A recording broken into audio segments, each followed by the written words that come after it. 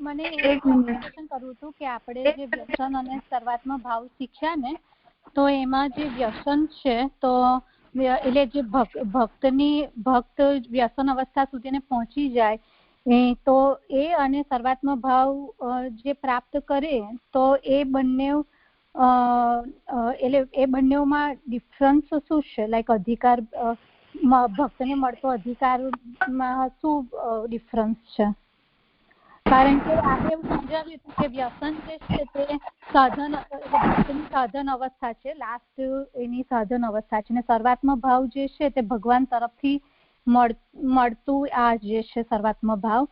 એટલે વ્યસન પછી ભક્તનું વેઇટિંગ પીરિયડ હોય છે, અને એવું આપણે સમજાવ્યું હતું કે અને આ જે સર્વાત્મ ભાવ છે એ ભગવાન તરફથી મળતું ભક્તને સર્વાત્મ, પણ એ બંનેમાં લાઈક અધિકાર એટલે એ ભેદ શું છે? લાઈક એની અનુભૂતિમાં શું ભેદ છે વ્યસન ને સર્વાત્મ ભાવમાં? તાત્પર્ય એ છે કે જો વ્યસન સુધી કોઈ પહોંચ્યો છે વ્યક્તિ અને એ વ્યસનાવસ્થામાં કોઈ વિઘ્ન ન આવે તો સર્વાત્મ ભાવની સિદ્ધિ એને થવાની જ છે. એટલે જડભરતજી જેવો કોઈ બહુ એવો રેર કેસ હોય કે જેની અંદર ભગવાન કોઈ વિઘ્ન ઉત્પન્ન કરે અને એમની વ્યસનાવસ્થા સુધી પહોંચ્યા પછી પણ અન્યાશક્તિ કે એવું કંઈ થઈ જાય કે જેના કારણે ફલ સિદ્ધિ ના થાય. પણ બાકી ઇન જનરલ તો વ્યસન સિદ્ધિ થઈ ગયા પછી સર્વાત્મ ભાવ સિદ્ધ થાય જ, એમાં કોઈ શંકા નથી. એટલે સર્વાત્મ ભાવ, માનસી, વ્યસન, નિરોધ, અલૌકિક સામર્થ્યને ખેર અલગ રાખો, પણ આ બધા જ અવસ્થાઓ એકસરખી જ છે, બધી ફલાવસ્થા છે.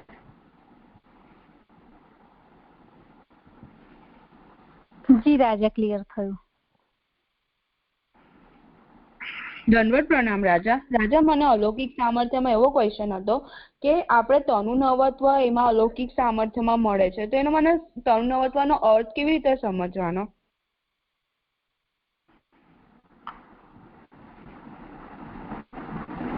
तनुनवत्व का तात्पर्य है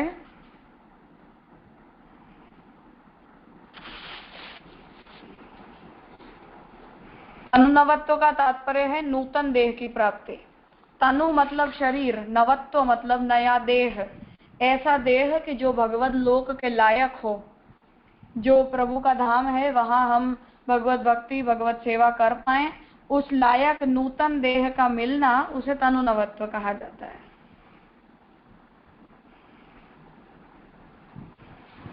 જી રાજા. એટલે રાજા અલૌકિક સામર્થ્ય આપણને ભૂતળ ઉપર પણ આપણને મળી શકે છે ઠાકોરજીની સેવાના રૂપમાં, અને પછી જ્યારે આપણે મરણ પછી જ્યારે ઠાકોરજીના ધામમાં જઈએ તેમના ઠાકોરજીની સેવામાં રહીએ, એટલે બે રીતે મળે છે, એવી રીતે સમજવાનું રાજા? એટલે લાલુ ભટ્ટજી અલૌકિક સામર્થ્યને એવી રીતે સમજાવ્યું છે કે જે વ્યક્તિને આ લોકમાં ભગવાન ભગવદ અનુભૂતિ કરાવી દે અને આ લોકમાં રહીને અને જે વ્યક્તિને પ્રભુના સાનુભાવનો અનુભવ થવા લાગે એ વ્યક્તિને હવે પોતાના ઘરમાં અને ભગવદ લોકમાં કોઈ ભેદ ફીલ ના થાય. એટલે આપણું ઘર અને વૈકુંઠ, હવે આમાં શું ભેદ છે? ભગવાન અનુભવ કરાવે પછી ફરક શું રહી જાય? એટલે જીવન મુક્તિ અને વિદેહ મુક્તિ બસ આપણા દેહનું હોવું અને નૂતન દેહનું મળવું, બસ આટલું જ રહે. બાકી ભક્તના માટે આ લોકમાં એની સ્થિતિ અને અનુભૂતિ અને ભગવદ લોકમાં એની સ્થિતિ અને અનુભૂતિમાં કોઈ ડિફરન્સ ન રહી જાય. જી રાજા. તો રાજા, આપણે આ લોકમાં તનુનવત્વને કેવી રીતે સમજવાનું? આ લોકમાં જો કે તનુનવત્વ ન હોય, તનુનવત્વનો ખાસ કરીને અર્થ તો વૈકુંઠમાં જે નૂતન દેહ મળે એના તાત્પર્યમાં જ છે, પરંતુ આ લોકના સંદર્ભમાં જો સમજવું જ હોય તો પણ આપણો જે આ સ્થૂળ સૂક્ષ્મ દેહ છે જે અધ્યાસગ્રસ્ત અને અવિદ્યાગ્રસ્ત છે, એ દેહની પણ અલૌકિકતા સિદ્ધ થાય ત્યારે જ જઈને અને ભગવદ અનુભૂતિ કરવા યોગ્ય આપણે બનીએ.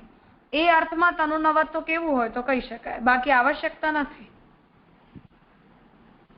એટલે આપણા આ દેહની લૌકિકતા નિવૃત્ત થાય, લૌકિકતા સિદ્ધ જ્યારે થાય ત્યારે જ આપણે આ પોતાના આ દેહથી ભગવદ અનુભૂતિ કરી શકીએ. લૌકિકતાની નિવૃત્તિ તો આવશ્યક છે, જે અધ્યાસની નિવૃત્તિ, અહંતા મમતા, લૌકિક અહંતા મમતાની નિવૃત્તિ આદિના રૂપમાં.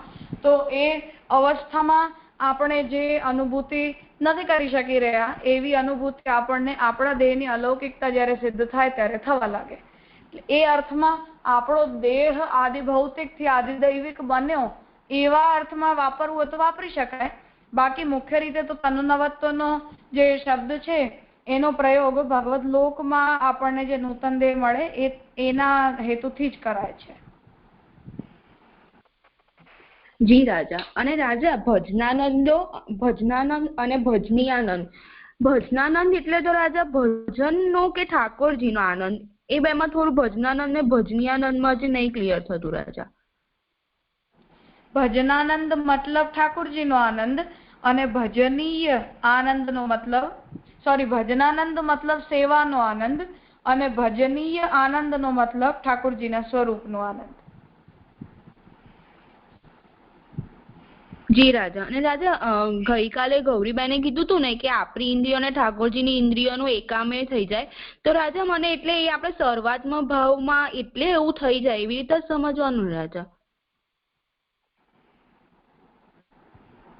એકાકાર થઈ જાય મતલબ એ છે કે આપણી ઇન્દ્રિયો હવે ભગવાનના સિવાય કોઈ અન્ય વિષયને માંગે નહીં. આપણી ઇન્દ્રિયો ભગવાનની સાથે એક બની જાય એટલે કેવલ પ્રભુ અને પ્રભુ સંબંધી વિષયોની જ અનુભૂતિ કરે અને એ જ વિષયોમાં એને આનંદની અનુભૂતિ થાય. લૌકિક વિષયોમાં આપણી ઇન્દ્રિયોનો જે રસ હતો એ લૌકિક ઇન્દ્રિયો પ્રત્યે આપણા ઇન્દ્રિયોની લૌકિક વિષયો પ્રત્યેની આપણા ઇન્દ્રિયોની આસક્તિ પણ નિવૃત્ત થઈ જાય, એ અર્થ છે એનો.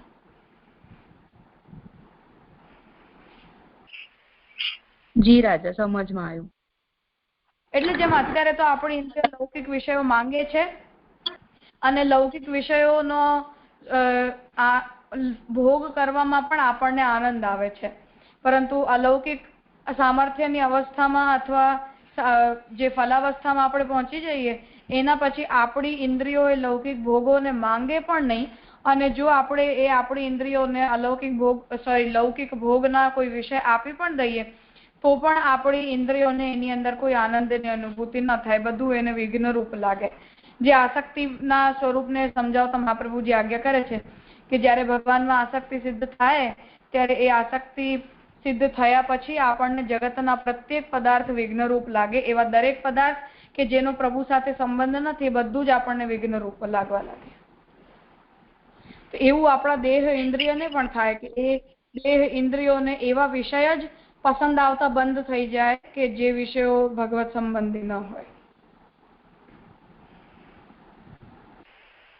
જી રાજા.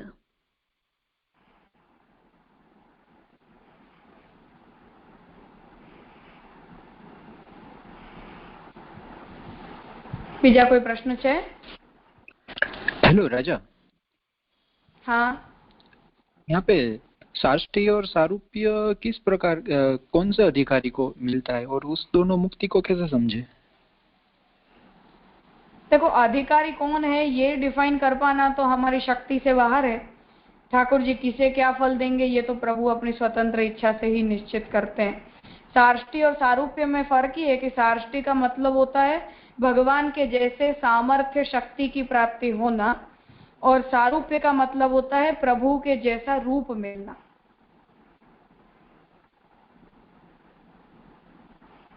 जैसे अजामिल के प्रसंग में आता है कि अजामिल को लेने के लिए, अजामिल के आत्मा को लेने के लिए जो भगवत दूत आए थे उन भगवत दूतों के वस्त्र, अलंकार, रूप आदि सब कुछ साक्षात ठाकुर जी जैसा ही था.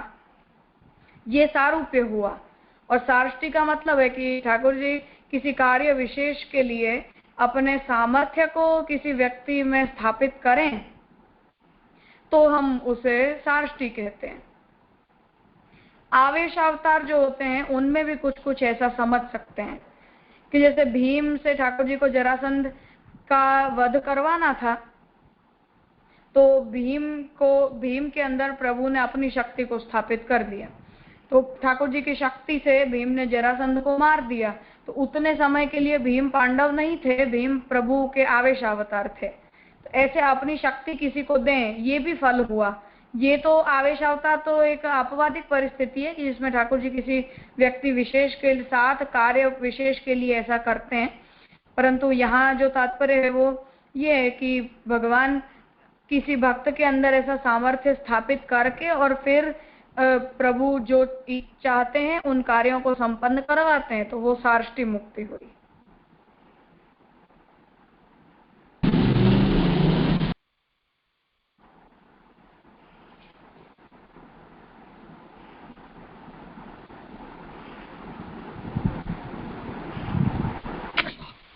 રાજા, જે વૈકુંઠ આદि સેવા ઉપયોગી દેહની પ્રાપ્તિ છે ને, એ ટોપિકમાં જે બધા ટાઈપ્સ સેવાફળ ગ્રંથમાં જે બધાના નીચે પ્રકાર જે એમાં લખ્યું છે ને, એમાં બીજા પ્રકારમાં એવું લખ્યું છે કે અલૌકિક સામર્થ્ય પ્રાપ્ત ન થાય તો દેહાવસાન પછી સાયુજ્યની પ્રાપ્તિ. એટલે ખબરમાં આવ્યું કે અલૌકિક સામર્થ્ય મુખ્ય ફળ છે, અને અગર એ પ્રાપ્ત ના થાય તો મધ્યમ ફળ જે સાયુજ્ય છે એની પ્રાપ્તિ.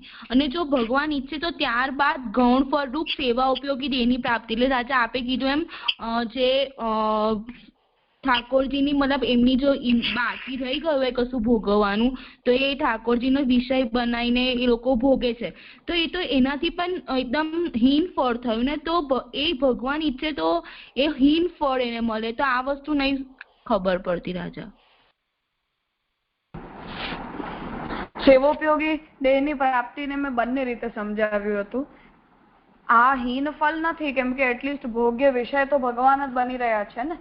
ભગવાનનો જે વ્યક્તિ ભોગ કરે છે, ભલે ને કોઈ ભાવ વિશેષ સાથે કરતો હોય, પરંતુ ભોગ તો ઠાકોરજીનો છે. એક વાત તો એ. બીજી વાત એ કે જેને સેવોપયોગી દેહની પ્રાપ્તિ આપણે કહી રહ્યા છીએ, એ ફળનો અર્થ સાલોક્ય પણ છે. અર્થાત ભગવદ લોકમાં વૃક્ષ બની જઈએ, ભગવદ લોકમાં કંકણ પથ્થર બની જઈએ, ભગવદ લોકમાં ગાય, મોર, પોપટ આદિ એવું કંઈક બની જઈએ. એ પ્રકારની પણ ગતિ આને સમજી શકાય કે ભગવદ લોકમાં આપણને સ્થાન મળે. ભલે વ્રજભક્તોને જેવો પ્રભુની સેવાનો આનંદ મળી રહ્યો છે એવી સેવાની અનુભૂતિ આપણને ન થાય, પરંતુ ભગવદ લોકમાં કોઈ ના કોઈ સ્થાન તો મળ્યું. તો સાયુજ્ય આમાં શું છે કે આ ત્રણેય ફલોને આપણે ઉત્તમ, મધ્યમ અને હીન આપણી ડેફિનેશન્સ પ્રમાણે ડિફાઇન કરી રહ્યા છીએ, પરંતુ વસ્તુતઃ આપણા જેવો કોઈ લૌકિક જીવ હોય એના માટે તો ભગવદ લોકમાં આપણને કોઈ કંકણ પથ્થર બનાવી દે અને પ્રભુ ક્યારેક વિચરણ કરતા કરતા આપણા ઉપર ઠાકોરજીના ચરણારવિંદ પડી જાય, આનાથી પણ કોઈ વિશેષ બીજો ફલ ન હોય. આપણે શું છે કે કમ્પેરેટિવલી આ બધા ફલોને ઇવેલ્યુએટ કરી રહ્યા છીએ. બાકી એક સામાન્ય આપણા જેવા તુચ્છ જીવ માટે ઠાકોરજીનો આટલો નાનકડો અનુગ્રહ પણ આપણા માટે તો અક્ષર બ્રહ્મ આદિની પ્રાપ્તિ કરનારા યોગીઓ અને જ્ઞાનીઓ કરતા પણ ઘણું ઉત્તમ ફલ છે. એટલે મોર બની ગયા અને ગાય બની ગયા કે કોઈ વાસણ પાત્ર બની ગયા કે કંકણ પથ્થર વૃક્ષ બની ગયા ને ક્યારે ના ક્યારે પણ પ્રભુ વિચરણ કરતા કરતા પધારે અને જેમ કોઈ પણ કારણોસર આપણો ભગવદ વિનિયોગ થઈ જાય, તો આનાથી ઉત્તમ ભક્તની બીજી શું કામના હોઈ શકે. સાયુજ્ય કરતા તો સારું જ છે કે ભગવાનમાં એકાકાર થઈને કંઈ જ ન મળે એના કરતા કંઈક આવું મળી જાય, એ તાત્પર્ય છે. ભાવના આપણે એવી કરીએ તો આપણને એવું થાય કે આ ગતિઓ ઘણી ઉત્તમ છે, ભલે આપણે કમ્પેરેટિવલી એને નાની ગણાવી રહ્યા હોઈએ.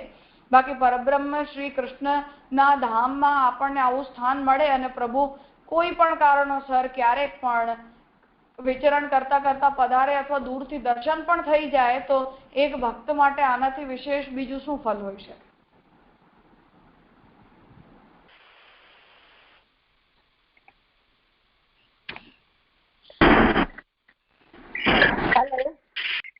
રાજા સમજમાં આવ્યું. હેલો. વ્રજમાં ઠાકોરજીના જેટલા પણ પરિકર છે, પ્રભુની આસપાસ ના જેટલા પણ પદાર્થો છે, વૃંદાવનના વૃક્ષ, વ્રજની રજ, યમુનાજીની અંદર રહેનારા કાચબા, આ તે બધાનું વર્ણન ભાગવતજીમાં વાંચો દશમ સ્કંદમાં કેવી રીતે આવે છે કે ઠાકોરજી ભોજન આરોગી લીધા પછી જ્યારે પોતાના જૂઠન હાથ યમુનાજીના જલમાં ખાસા કરવા માટે પધારતા, ત્યારે બ્રહ્માજી માછલી બનીને અને ઠાકોરજીના હાથમાં શ્રેયસ્તમાંથી જે પણ કણ નીકળે ભગવત પ્રસાદનું એને લેવા માટે માછલી બનીને પધારતા. તો આ બધું જ સદભાગ્ય જ છે. ભગવાન ઠાકોરજીનો કોઈ ના કોઈ પણ રીતે સાનિધ્ય મળવું એ ભક્ત માટે તો ઈચ્છનીય જ છે ઓલવેઝ. એ સંદર્ભમાં આ વાત કહેવાય રહી છે. એટલે ફલ ની ભાવનામાં પ્રભુની સાક્ષાત સ્વરૂપ સેવા મળી જાય, અંતરંગ સેવા મળી જાય, એને ભલે ને આપણે ગમે તેટલું ઉત્તમ ફલ કહેતા હોઈએ, પરંતુ આપણો એટલો અધિકાર પ્રભુએ ન માન્યો હોય અને આપણને આવું પણ કંઈક કંકણ પથ્થર પણ ઠાકોરજી બનાવી દે કે જેનાથી પ્રભુની આસપાસ આપણે રહી શકીએ, પ્રભુ નહીં તો પ્રભુના ભક્તોની આસપાસ એમની સેવા, એમની ચરણ રજ, એ પણ ભક્ત માટે તો ફલરૂપ જ છે, એવું સમજવું જોઈએ અહીંયા બજાય કે આપણે હીન દ્રષ્ટિથી જોઈએ. જી રાજા, સાચી વાત છે. આપણા અધિકારની વાત છે. પ્રભુ અત્યારે તો આપણાથી સાધનાવસ્થામાં તો આપણે જે કરી રહ્યા છીએ એને જે કોઈ પણ ભાવથી પ્રભુ અંગીકાર કરતા હોય, મહાપ્રભુજીની કાનીથી એનો સ્વીકાર કરતા હોય, પરંતુ આપણે તો ક્યાંય સુધી પણ પહોંચી જઈએ પણ પ્રભુની સેવા અને એ પણ અંતરંગ સેવા જેટલી યોગ્યતા તો આપણા જેવા તુચ્છ જીવમાં ક્યાંથી આવે. એવો ઉત્તમ ભાવ પણ પ્રભુ જાણે આપણો કોઈ દિવસ બનશે કે નહીં બને. તો પુષ્ટિજીવ જાણીને આવું પણ ફલ મળી જાય તો એનાથી વધારે મોટું ભાગ્ય કોઈ જીવનું બીજું શું હોઈ શકે. એક સીધી વાત છે કે આપણે એવું ઈચ્છીએ જ કે આપણને બધી જ અંતરંગ સેવા પણ ઠાકોરજીની મળે, પરંતુ શુદ્ધ પુષ્ટિજીવો, પુષ્ટિ મર્યાદા પુષ્ટિજીવો, પ્રભુની અંતરંગ વ્રજની સૃષ્ટિ, એ બધાની સામે આપણી તો શું વિસાત છે કે આપણે આવું ફલ એક્સપેક્ટ પણ કરીએ. એવું થોડું દૈન્ય રાખીને વિચાર કરીએ તો આ ફલ ઘણું ઉત્તમ છે. બાકી પ્રભુ જે જીવનો જેવો અધિકાર જાણે એ કંઈ પ્રભુ કોઈ આપણને ન્યૂન ફલ આપવા ઈચ્છતા હોય એવું તો હોય નહીં. એવું હોત તો આપણા ઘરમાં પધારીને આપણી સેવા પણ ન સ્વીકારત. જે કોઈ પણ ફલ આપણો અધિકાર જાણીને પ્રભુ આપણને આપશે આપણા માટે તો ઉત્તમ જ છે, એવી ભાવના આપણે પોતાના તરફથી કરવી જોઈએ. બાકી ટીકાકારો ભાવ વિચારનારા બધા આપણા કરતા ઘણા ઉત્તમ છે એટલે એમણે પોતપોતાની ઈચ્છા અને ભાવના અનુસાર એવા ફલનો વિચાર કર્યો છે. બાકી તો આપણા જેવા જીવની એ કેપેસિટી નથી કે આપણે આવા કોઈ ફલને એક્સપેક્ટ પણ કરીએ.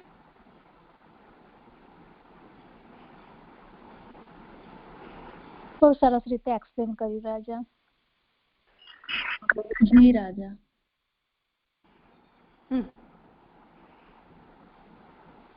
બીજું કઈ? ભાવનાબેન તમે અનમ્યુટ કર્યું તો કઈ પૂછવું છે?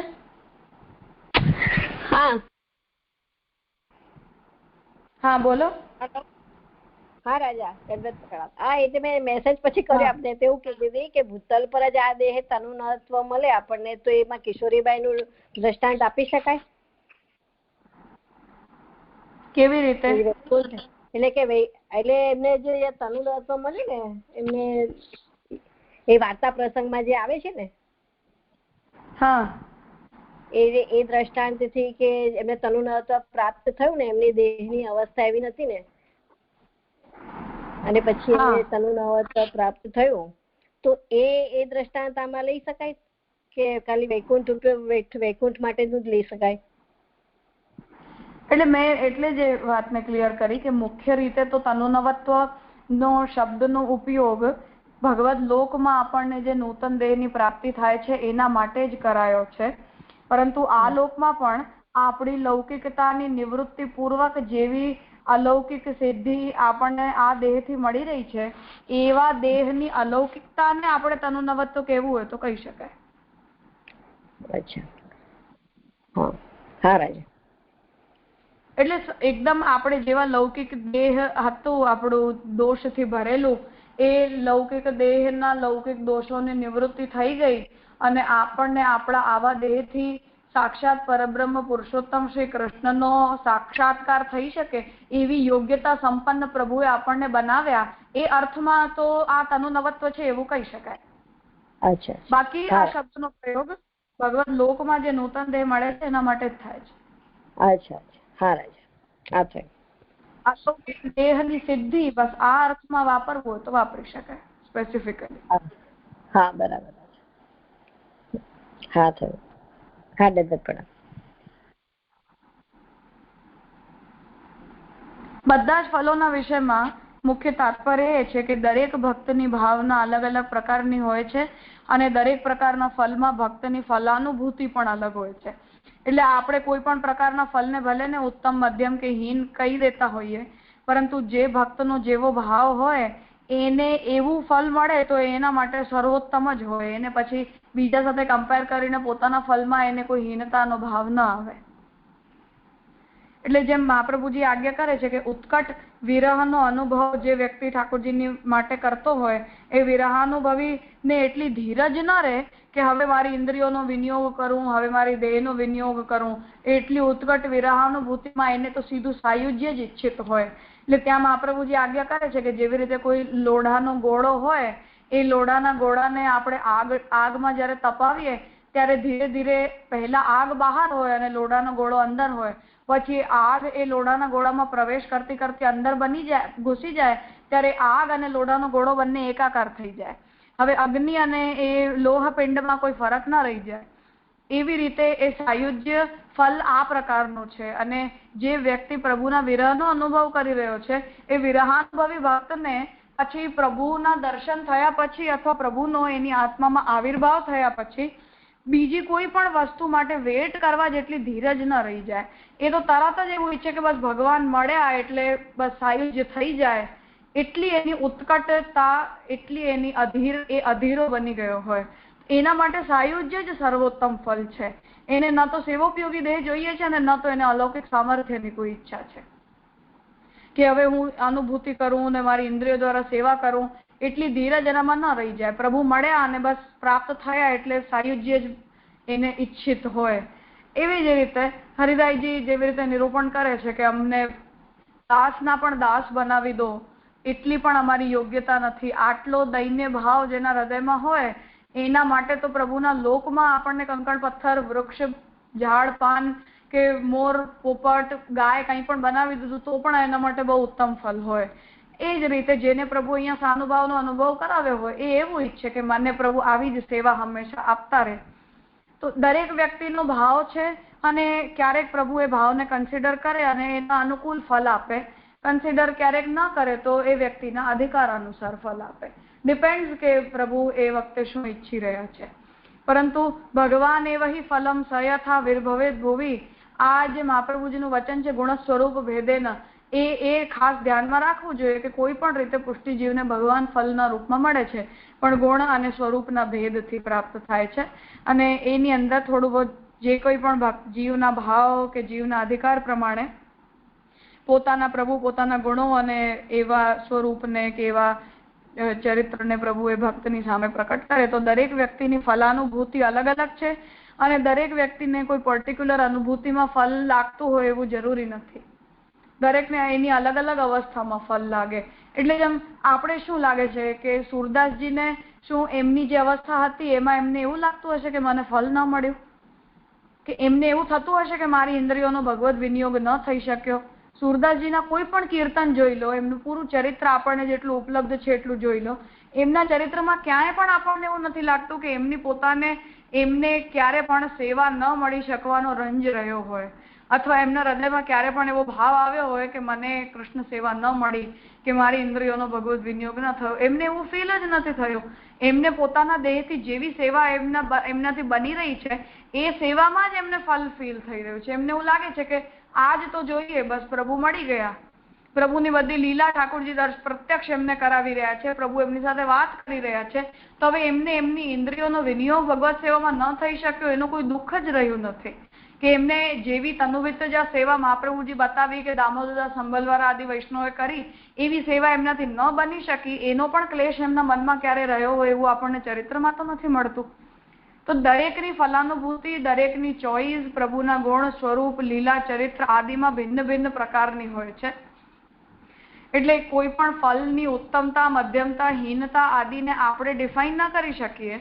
દરેક વ્યક્તિનો ભાવ અને દરેકની ફલાનુભૂતિ અલગ અલગ છે. એટલે પૂર્વાચાર્યો એને જે રીતે સમજાવ્યું છે એ રીતે એને આપણે સ્વીકારી લઈએ અને સમજવાનો પ્રયત્ન ચોક્કસ કરવો જોઈએ. પરંતુ આ બધા ફલોમાં કોઈ કોટિક્રમનું નિર્ધારણ જ આપણે કરી લઈએ અથવા પોતાના માટે આપણે એવું વિચારી લઈએ કે અમને તો આ જ ફલ જોઈએ, આ જ ફલ ઉત્તમ કહેવાય, આ ફલ તો હીનાધિકારીને મળે, એવું કોઈ નિર્ણય આપણા માર્ગના વિષયમાં કરવું ન જોઈએ. અને પોસિબલી કદાચ મહાપ્રભુજીએ પણ એવા જ વિચારથી અહીંયા ફલની અધિકારીતા કે ઉત્તમતા, મધ્યમતા આદિના વિષયમાં કોઈ નિર્દેશ નથી કર્યો. કેમ કે દરેક ભક્તનો સ્વતંત્ર ભાવ છે અને પ્રભુ એના ભાવને જે કોઈ પણ રીતે પોષિત કરે એમાં એ વ્યક્તિને ફળની જ અનુભૂતિ થાય. કોઈને પ્રભુના બાલ સ્વરૂપમાં ભાવ સ્થિર થઈ જાય, કોઈને ઠાકોરજીના કિશોર સ્વરૂપમાં, કોઈને રાજલીલામાં. પુષ્ટિ માર્ગની વેરાયટી એટલી બધી છે કે આપણને એવું લાગે કે શૃંગારની જ સેવા મુખ્ય કહેવાય, પણ કેટલાક લોકોને ઠાકોરજીની બીજી સેવામાં જ રુચિ લાગતી હોય, એમાં જ એમને ફળની અનુભૂતિ થતી હોય.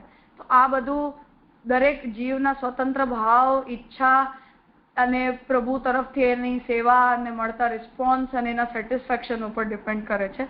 એટલે ફળના વિષયમાં એક્ઝેક્ટ કોઈ આમ સિંગલ લાઈનમાં આપણે કોઈ વાતને ડિફાઇન કરી દઈએ એવું મને લાગે છે આટલી સ્પષ્ટતા વિષયમાં ઠીક છે. બીજા કોઈ પ્રશ્ન હોય તો કાલે ડિસ્કસ કરી લેશું, નહીં તો આગળ કરશું. આજનું અહીંયા રાખીએ.